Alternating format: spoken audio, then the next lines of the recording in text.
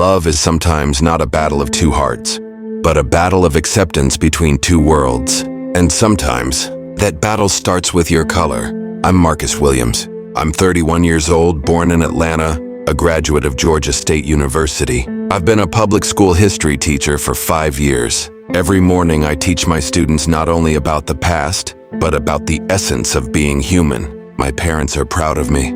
I've always been in control of my life, until I surrendered my heart, Emily Grace. Emily. I met her in art history class. We taught at the same school.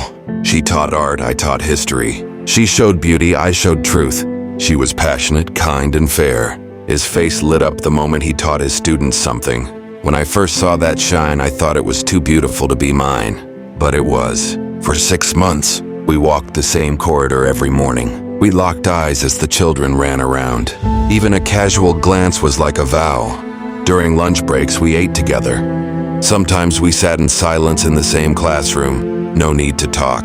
In the evenings, we read books, listened to jazz, talked about each other's families, laughed. We made plans, small, simple, beautiful plans. And one day he looked at me.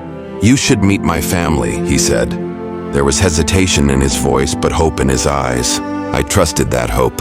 We went to Minnesota, to his family. The house was big. The yard was the kind I'd seen in magazines. The hedges were white, the grass geometric. But behind those fences, there was another world. His mother opened the door. She smiled, but that smile was a forced facial movement. Her eyes had the suspicious student look of a teacher. "Hello," I said. "Emily's inside waiting for you," her mother said. "You." She didn't want to recognize me. She wasn't curious. I realized she just wished I wasn't there. We went to the table. The food looked good, but it didn't taste good, because there was not only food, but also silence. Emily tried to speak a few times. Marcus works at that school. His students love him very much. We're both in education. We have a lot in common. But her words hung in the air. Neither his mother answered, nor his father, until her father put down his fork and spoke, without lifting his eyes from his plate. "Emily, this relationship is not for you. It'll hurt you." And that was it. No yelling, no arguing, no why, no how. He just said that, without looking at me, without mentioning my name, forgetting that I was human. They were disturbed by the presence of a pair of black hands in the center of the table. That's all. Emily couldn't open her mouth. She didn't speak. She didn't take my hand. I didn't say anything either. I just put my fork down gently. I took a sip of tea, and I just said in my heart, "Tonight I won't stop loving you, but I might stop protecting you." Then we got in the car as if nothing had happened. He didn't play music on the way. He didn't turn on the radio. My eyes were on the road and my mind was on another journey. When we got home, he said, "Can we talk?" "Let's talk tomorrow," I said. But he never showed up tomorrow. 3 days later, he texted me. I tried to talk to my parents. They put a lot of pressure on me. "I love you, but I can't fight them." Period. I didn't reply. I didn't need to, because I had already made that point. Not at the table that day, but before that. The first look, the first silence, the first rejection. Was I hurt? No, I didn't. Because you have to be glass to break. I was a black teacher who had been a rock for years. A man who raised children in the shadow of the system every day. Who taught discrimination not in the textbook, but at recess. They didn't reject me. They rejected my color.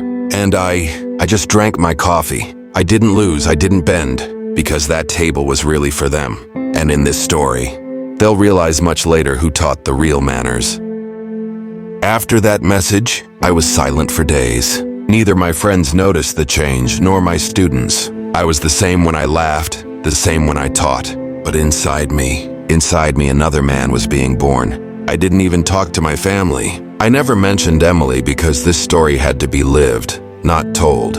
I wasn't broken, but I had woken up. For years, I had believed that it was enough to be good, that education, labor, love could one day overcome everything. But there at that table, the whole identity of a teacher, a man, a human being was erased in 3 seconds. So I made a decision. I wouldn't answer them, but I would answer the world, not with words, but with deeds. When I went back to school, I looked in the mirror. I asked myself, "What are you teaching these kids, Marcus? Only history? Or how to survive in life?" The answer came from inside me. Teach them to find their own voice. I started a project, Soul Not Color. I gathered students from all ethnic groups in the school. Black, Latino, Asian, Middle Eastern, white. I told them all the same thing. Trust each other, not the systems that want to polarize you. Because our differences are our richness, and if we are together, we will cease to be invisible. We met every week after school. They wrote their own stories. They talked about their families, their identities, small moments of discrimination they experienced. One day, one of my students said, "Teacher, my mother openly told me don't make black friends. But you exist. You broke our assumptions." At that moment, I gave the first real answer to the silence at that table. But it wasn't enough. I expanded the project to include Emily's school. I made an official application. I established the Cultural Interaction Club of the two schools as a pilot program. At first they resisted. The parents said, "Is there a need for such things?" But the children, they were unresistant. The name of the project was in the newspaper. I was invited to a local radio program. I said on the air that day, "If we don't show children that love is not the color of their skin, they will inherit our fears when they grow up." I don't know if Emily watched it, but her father did. Because after the broadcast, my principal came into my office. "Mr. Williams, someone called to congratulate you." A doctor from Minnesota, Emily's father. I smiled. "Congratulations?" "Yes. He said you were a quiet but deep man. That he might have been wrong." At that moment I felt no triumph, no revenge. The only sentence that went through me was this: "I'm rooted in the ground she tried to bury me in." Emily texted me later, "I'm proud of you, but I can't face you anymore." "That's okay," I said to myself. I didn't get closer to you, I got closer to my dreams. I planned everything in silence. I didn't ask anyone's permission, not to teach them a lesson, but to give hope to my students. Because teaching is not just lecturing. Sometimes it's about repairing the broken self-esteem of a community, and you can do that without saying a word. At the end of the year event organized in the school garden, I was called to the podium. Behind me, 28 students from different ethnic backgrounds, all standing, all carrying something in their eyes. Hope. Parents, teachers, journalists, they were all there. Emily was among them. In a corner, quietly, I took the microphone. I didn't read the speech I had prepared, because it wasn't a speech. It was a response, a closure, a moment of birth.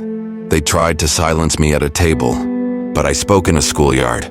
They ignored me, but I taught children to see themselves, and they wanted to leave me alone. But I built unity. There was applause, but I was not there for applause. With each applause, the old silence inside me melted a little more. The table in that house was far away now. Every look, every word that remained there was now a piece of history, and I, the teacher of history, buried it there. Emily came to me. She took my hand. "I'm sorry," she said. I bowed my head. "It's not too late," I said. "But I'm on a different path now." That was justice, without yelling, without burning, without destroying. To grow from within, and one day, quietly win. If you have watched this story to the end, you are one of those who know how to stay quiet but strong. Marcus's story may be fiction, but the emotions he experiences every day is real. If this moved you, don't forget to leave a like. Leave a comment below with the part of the story that moved you the most. Let's talk together. And subscribe to our channel so you don't miss such powerful, thought-provoking stories. Let us grow with you.